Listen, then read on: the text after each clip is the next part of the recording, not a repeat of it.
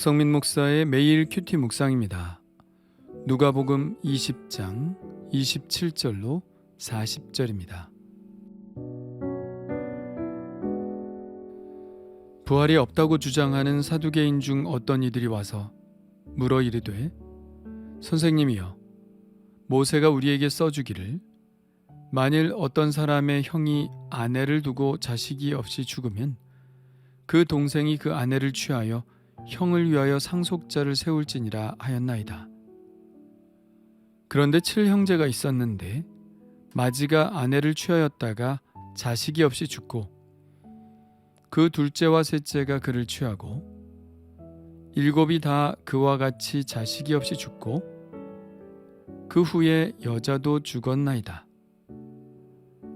7이 다 그를 아내로 취하였으니 부활 때에 그 중에 누구의 아내가 되리이까? 예수께서 이르시되, 이 세상의 자녀들은 장가도 가고 시집도 가되 저 세상과 및 죽은 자 가운데서 부활함을 얻기에 합당히 여김을 받은 자들은 장가 가고 시집 가는 일이 없으며 그들은 다시 죽을 수도 없나니 이는 천사와 동등이요 부활의 자녀로서 하나님의 자녀임이라. 죽은 자가 살아난다는 것은 모세도 가시나무 떨기에 관한 글에서 주를 아브라함의 하나님이요 이삭의 하나님이요 야곱의 하나님이라 칭하였나니 하나님은 죽은 자의 하나님이 아니요 살아있는 자의 하나님이시라. 하나님에게는 모든 사람이 살았느니라 하시니 서기관 중 어떤 이들이 말하되, 선생님 잘 말씀하셨나이다 하니 그들은 아무것도 감히 더 물을 수 없음이더라. 아멘.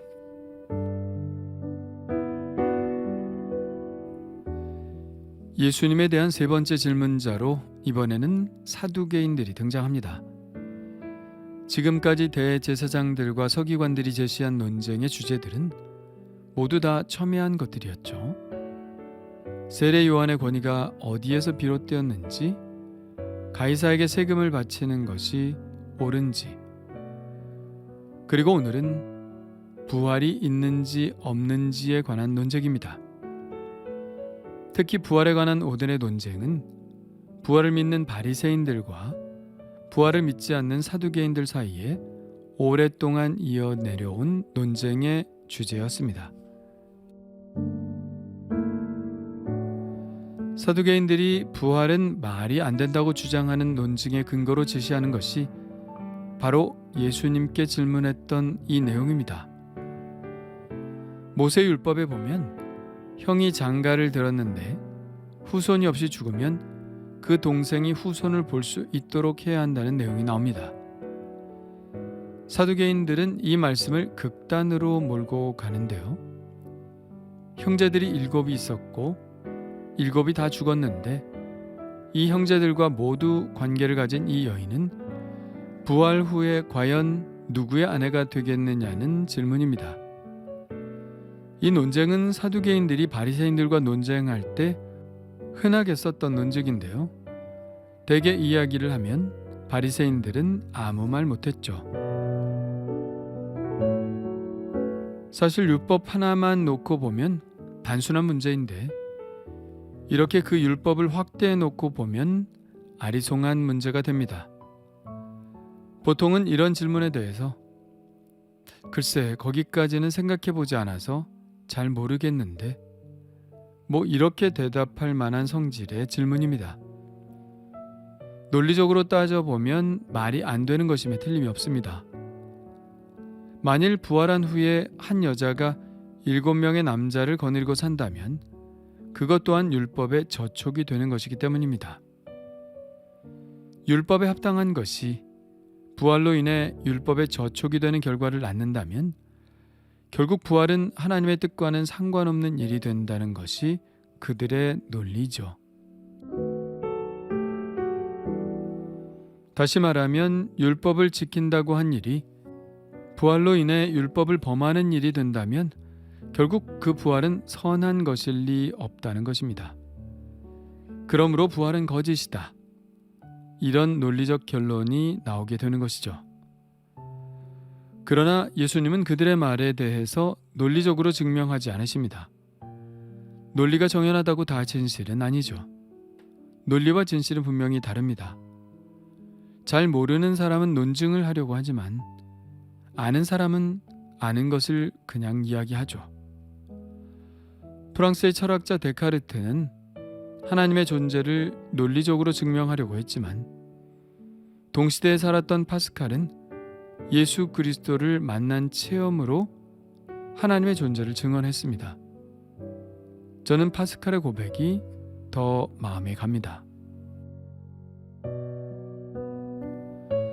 예수님은 모르는 자들의 논증이 아니라 모든 것을 아시는 분으로서 부활에 관한 사실을 말씀하십니다.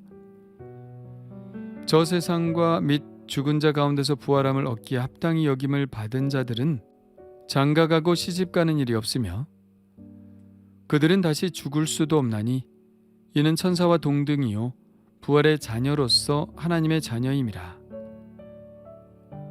이 말씀보다 명쾌한 말씀이 더 있을까요? 우리가 이 세상에서 시집가고 장가가고 아이들을 낳고 가족을 이루고 하는 것들은 어떻게 보면 우리가 영원히 이 세상에서 살지 못하고 죽는다는 사실에 근거하고 있습니다. 내가 죽기 때문에 결혼을 하고 자녀를 낳는 것이죠. 그런데 부활의 삶에는 죽음이 없습니다. 그렇기 때문에 장가가고 시집가는 일도 없고 자녀를 낳는 일도 없습니다. 예수님은 부활 후 우리가 갖게 될 삶에 대해서 아주 정확하게 말씀하고 있습니다.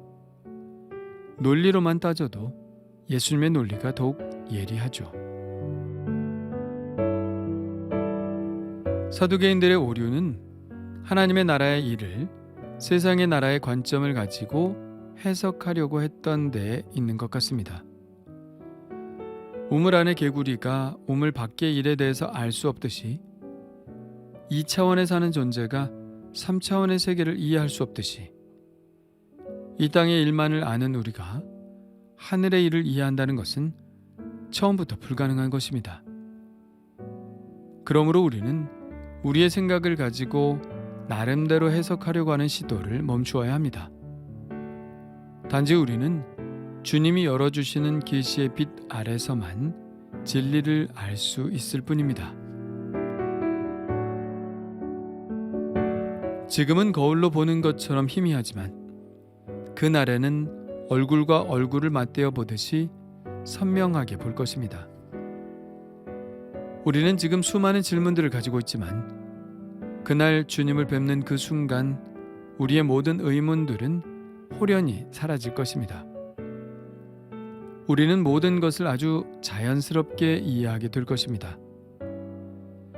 다행인 것은 주님은 이미 우리들에게 구원을 얻기에 충분한 계시를 주셨다는 것입니다. 하나님의 말씀인 성경이 우리의 믿음의 표준이 된다는 것이 얼마나 감사한지 모릅니다. 우리는 수많은 의문들을 뒤로하고 예수 그리스도에 대한 전폭적인 신뢰를 가지고 부활의 삶을 기다려야 하겠습니다. 그날에 부활의 자녀, 하나님의 자녀로 영원히 주님과 함께 할 날을 기대해야 하겠습니다.